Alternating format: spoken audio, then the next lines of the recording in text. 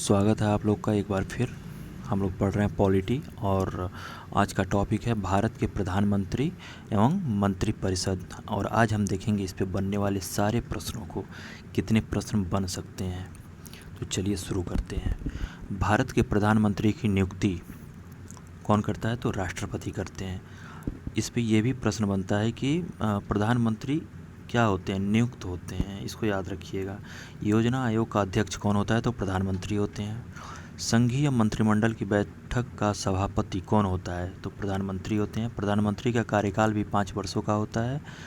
प्रधानमंत्री पद से त्यागपत्र देने वाले पहले जो प्रधानमंत्री थे वो मोरारजी देसाई थे। कौन से प्रधानमंत्री सबसे अधिक समय तक प्रधानमंत्री रहे? तो जवाहरलाल नेहरू। प्रधानमंत्री बनने के लिए न्यूनतम आयु कितनी होती है? तो 25 वर्ष। संसदीय शासन प्रणाली सर्वप्रथम किस देश में लागू हुई थी? तो सर्वप्रथम ब्रिटेन में लागू हुई थी। भारतीय संविधान के अनुसार तथ्यात्मक संप्रभुता किसमें निहित है? तो प्रधानमंत्री में। ये इम्पोर्टेंट क्वेश्चन आया। भारतीय संविधान के अनुसार तथ्यात्मक संप्रभुता प्रधानमंत्री में निहित है। भारत के प्रथम प्रधानमंत्री नेहरू जी थे। प्रधानमंत्री को पद एवं गोपनीयता की शपथ राष्ट्रपति दिलवाते हैं। किस प्रधानमंत्री ने एक बार अपने पद से हटने के बाद दोबारा पद संभाला? तो इंदिरा गांधी जी थी। जवाहरलाल नेहरू के बाद भारत के प्रधानमंत्री कौन बने थे? यहाँ पे देखिए थोड़ा कंफ्यूज हो जाते हैं लोग।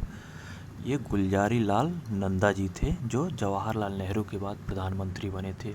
बहुत सारे लोग लाल बहादुर शास्त्री जी पे सही करके आते हैं, जो कि गलत हो जाता है। संसदीय शासन प्रणाली में वास्तविक कार्यपालिका की शक्ति किसके पास होती है? तो प्रधानमंत्री के पास।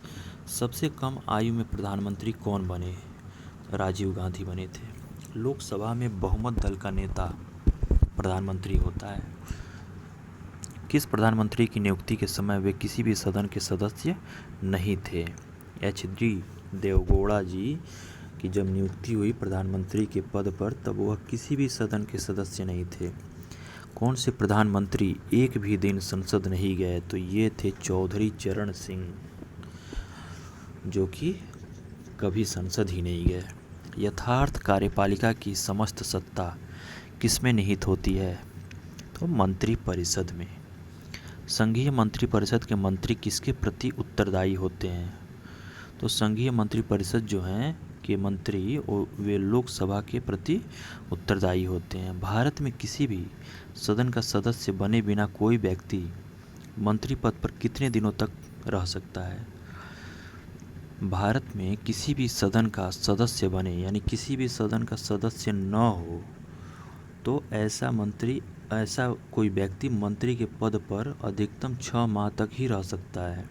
6 माह के अंदर उसको किसी भी सदन की सदस्यता लेनी पड़ेगी। अगर सदस्यता मिल जाती है तो तब तो ठीक है, अगर सदस्यता नहीं मिलती है तो फिर 6 माह तक, अधिकतम 6 माह तक ही वो रह पाएंगे। संविधान के किस अनुच्छेद में मंत्रिपरिषद की नियुक्ति व पदच्युति का प्रावधान है? तो अनुच्छेद 75 में। मंत्रिमंडल का गठन कौन करता है? केंद्रीय मंत्री करते हैं। स्वतंत्र भारत के प्रथम कानून मंत्री कौन थे? तो डॉक्टर भीमराव अंबेडकर थे। संसद में मंत्रिपरिषद कौन सा प्रस्ताव रख सकती है? जो मंत्रिपरिषद है वो विश्वास प्रस्ताव रखती है संसद में। मंत्रिपरिषद के सदस्यों को गोपनीयता की शपथ राष्ट्रपति जी दिलवाते हैं। भारत के मंत्रिपरिषद में अधिकतम सदस्य कहाँ से लिए जाते हैं? तो लोकसभा से लिए जाते हैं। स्वतंत्र भारत के प्रथम प्रतिरक्षा मंत्री कौन थे? तो सरदार वल्लभ भाई पटेल जी थे। स्वतंत्र भारत के प्रथम वित्त मंत्री John Mathai, doctor John Mathai ji थे।